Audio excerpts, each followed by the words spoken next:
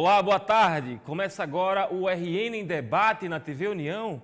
Hoje vamos falar sobre economia do estado do Rio Grande do Norte. Nosso convidado é o economista Aldemir Freire. Boa tarde, Aldemir, seja bem-vindo. Boa tarde, Alex. Agradeço o convite.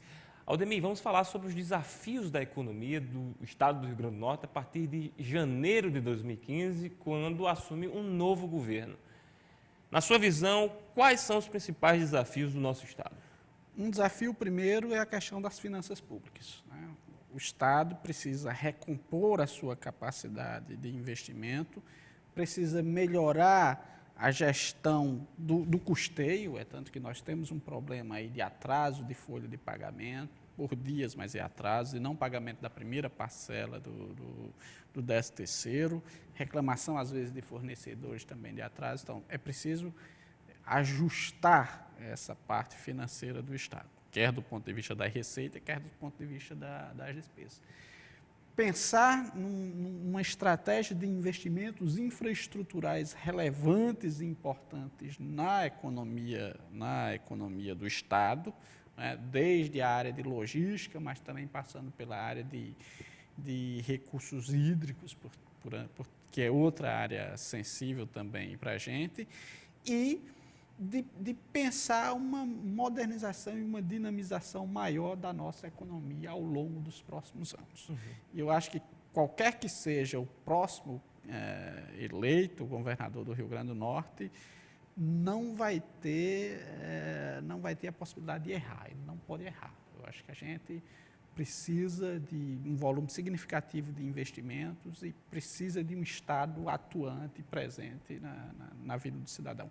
Sem contar os desafios, eu estou puxando apenas para a parte de economia, mas sem contar os desafios que, quando você olha qualquer pesquisa de opinião, a população mais reclama, que é a questão de segurança pública, que é a questão de saúde, que é a questão de educação. São serviços básicos de saúde. Às vezes é o básico mesmo, fazer o Estado funcionar na prestação básica dos serviços à população. Notadamente, esses três que aparecem logo de cara, quando se olha as pesquisas de opinião, que é segurança, saúde e educação. Vamos esmiuçar um pouco mais cada um desses temas, afinal aqui é o RN em Debate. Esse programa visa justamente debater os temas importantes para o nosso estado, como, Aldemir, por exemplo, melhorar as finanças do estado do Rio Grande do Norte. Há algum parâmetro que nós possamos utilizar para nos espelhar, por exemplo, como um governador deve enfrentar essa questão de melhorar a saúde financeira de um estado como o Rio Grande do Norte, tal qual se encontra hoje? Hoje nós temos um nível de investimentos muito baixo. Investimentos públicos do estado hoje nos últimos 3, 4 anos, tem girado aí a 2%, 3% da receita, em torno de 250 milhões, 300 milhões. Nós precisamos ampliar esse nível de investimento para a casa dos 700 milhões de reais, no mínimo. Ou seja, o ideal é que num mandato de governo a gente investisse aí entre 3 e 4 bilhões de reais. Isso com recursos próprios? Não, de geral, investimentos do governo do Estado. O Estado hoje tem condições, com recursos próprios, de bancar investimentos da ordem de 700 milhões a 1 bilhão? Não tem. Então, há duas estratégias aí. Uma parte dessa estratégia já está razoavelmente equacionada com o empréstimo do Banco Mundial. Então, eu acho que o próximo governo, e até esse ano já está um avanço melhor nesse sentido, porque você tem esse recurso disponível para investimento, né, público. Então, esse investimento é uma outra parte. Uma outra parte que o governo do Estado foi incapaz nos últimos anos de viabilizar é investimentos em parcerias com o governo federal. Então, você não tem dentro do orçamento do Estado transferências públicas federais destinadas a investimentos. Você tem até investimentos federais, mas do orçamento geral da União você não tem transferência para o Estado para fazer isso. Então, você precisa viabilizar esses investimentos via esse caminho. Então, esse é um caminho, ou seja, aumentar o investimento via captação de recursos, tanto via empréstimo quanto via recursos de transferências da União. Temos alguns problemas, nós ainda temos um problema de estarmos com a folha de pagamento ameaçando a todo instante ultrapassar o limite máximo da lei de responsabilidade fiscal. Isso gera constrangimento financeiro para o Estado, obviamente que gera. E, por outro lado, temos demandas de insuficiência de servidores públicos em vários segmentos, né? Às vezes você tem insuficiência absoluta, ou seja, falta servidores mesmo, às vezes você tem servidores que você pode até ter o quantitativo adequado, mas qualitativamente isso você vê muito na educação. Você pode ter a quantidade de professores adequados para determinadas áreas, mas você falta professores com características específicas para determinadas disciplinas mais específicas. Então, você pode ter esse problema. Aumentar a capacidade de arrecadação do Estado é fundamental. Sobretudo para atacar esses dois últimos pontos. Isso, exatamente. Para atacar isso. E melhorar a gestão dos custos do Estado, né? Das despesas do Estado. É preciso passar um ponto final. Não estou fazendo absoluta nenhuma acusação de malversação de contratos. Mas é preciso fazer toda uma revisão de todos os contratos que o Estado tem, no sentido de tentar reduzir os custos em cima desses contratos, desde locação de imóveis, locação de veículos, gastos com combustíveis, terceirizados. Então, você tem toda uma série de ações que é preciso ser feita. Não é uma tarefa fácil. Se fosse fácil e trivial, qualquer um faria. Mas é uma tarefa no sentido de modernização do Estado. Isso. Né? É preciso fazer essa modernização do Estado. E fazer com que algumas coisas básicas funcionem. Por exemplo, fazer com que os hospitais regionais funcionem, né? Fazer com que o sistema de segurança pública funcione. Então, tudo isso demanda planejamento, demanda dedicação, demanda servidores comprometidos. Precisa de todo o investimento nessa parte de capacitação dos servidores. Então, na verdade, é uma tarefa hercúlea para qualquer um. Inclusive, uma possível reforma na própria estrutura do Estado, uma reforma administrativa. Né? Eu acho que a gente já está precisando de uma reforma administrativa. Faz tempo que a gente não teve uma reforma administrativa mais significativa. Eu acho que ela remonta dos anos 90. Eu acho que talvez a última reforma mais significativa tenha sido a de Garibaldi. Eu acho que Vilma e Rosalba fizeram apenas alguns ajustes pontuais. Mas eu acho que é preciso dar uma lógica melhor. Você tem algumas secretarias, você tem reprodução de coisas. Você é responsável aqui numa secretaria, tem um setor responsável por isso, em outra secretaria você tem algumas coisas responsáveis por isso. É preciso dar assim, uma especificidade maior a cada área. A cada área. Eu acho que é preciso fazer essa revisão.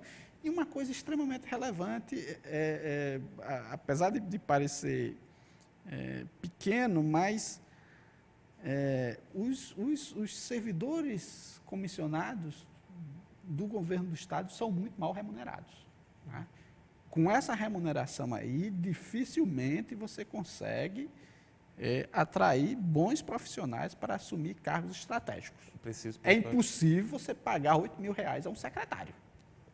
Não dá para você estar absolutamente defasado.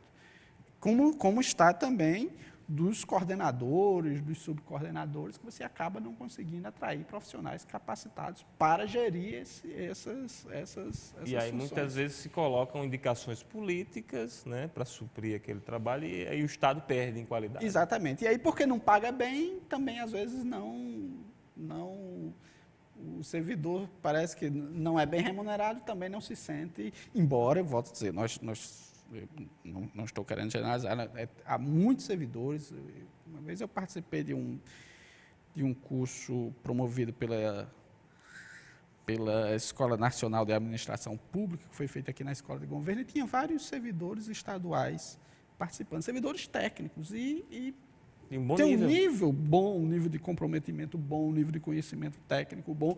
O problema da indicação política, às vezes, é um problema, porque, às vezes, esses técnicos são bons, têm um nível de capacidade bom, mas não participam das instâncias gerenciais. Então, a profissionalização da gestão também é importante. Eu não estou negando as indicações políticas, só que as indicações políticas precisam ser mediadas pela capacidade técnica. Perfeito. Segundo item, infraestrutura, investimento em infraestruturas, o senhor falou aí, Isso aí estaria englobado naquela primeira parte da entrevista que o senhor falou da necessidade de se captar mais investimentos, de se ampliar os investimentos. Esses investimentos seriam justamente parte deles para investimento em infraestrutura? Isso. Onde investirmos em infraestrutura? Nós tivemos uma rodada de infraestrutura, de investimentos em infraestrutura relevantes no Estado, nos últimos anos, muito associados à realização da Copa. Então, nós tivemos a construção do novo aeroporto, nós tivemos a modernização do porto, nós tivemos a construção do estádio, todas as obras ali de mobilidade no entorno do estádio. Foi um avanço importante. Nós precisamos tem uma outra leva aí, por exemplo, que o DENIT aí já está com licitações feitas, ou licitações para sair, que é as obras que está o gancho de Igapó, a duplicação da reta Tabajara e a BR-101, as obras complementares da BR-101, que já estão com licitações prontas, vencidas. Eu acho que deve estar na primeira fase ainda não começaram essas obras, mas está. A duplicação da reta Tabajara acho que já iniciou, o canteiro de obra já está instalado. Temos promessa de sair nessa próxima segunda-feira o edital do primeiro e do segundo lote de duplicação da 304, de 140 quilômetros, mais ou menos, não sei se vai sair. Então, tem mais uma leva de investimentos nessa área. Mas é preciso, só nessa área de logística de rodovias, é preciso concluir essas obras, é preciso iniciarem, dar a conclusão, terminar a duplicação da 304, a 406 acho que é importante entrar numa rota de duplicação. Entramos na questão antiga de porto e ferrovia, mas não acho que em 4 anos se resolva a questão de ferrovia, mas de porto pode ser, tem esse projeto, pelo menos alguma coisa, e eu acho que precisamos avançar nos investimentos. Eu acho que foi a grande lição que tivemos desde 2010, eu acho que 10, 11, 12, 13, 14, em 5 anos, nós só tivemos um ano de pluviometria normal no Estado.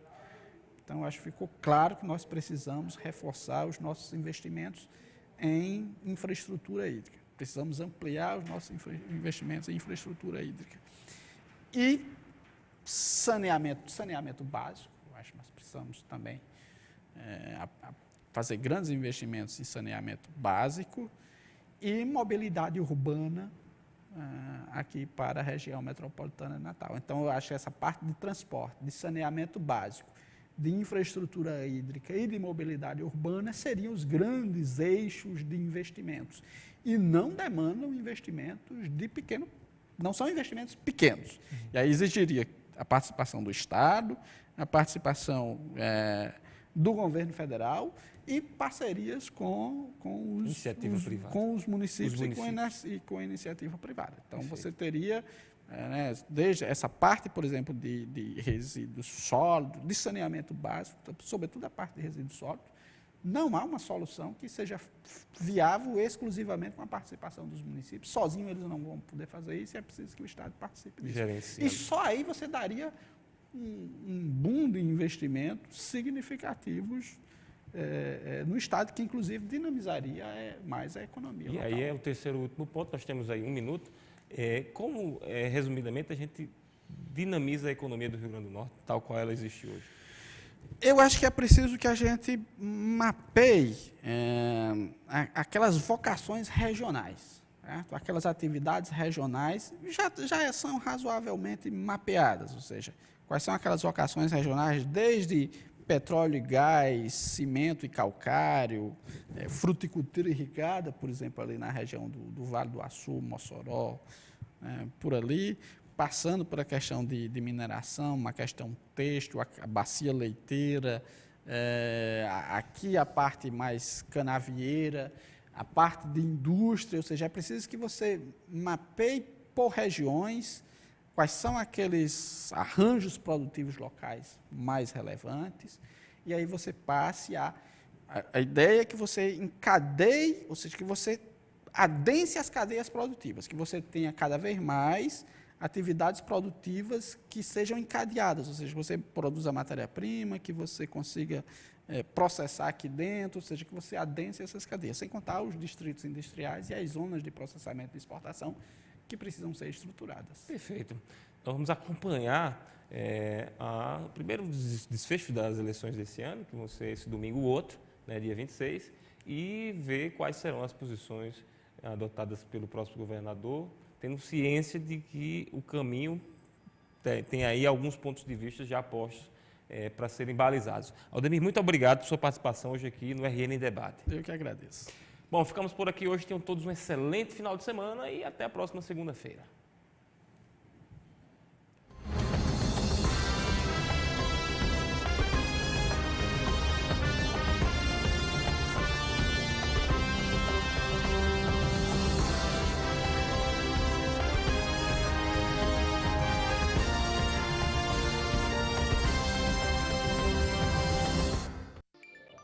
Aos sábados, a partir das 10 horas, você assiste ao programa Construção e Companhia.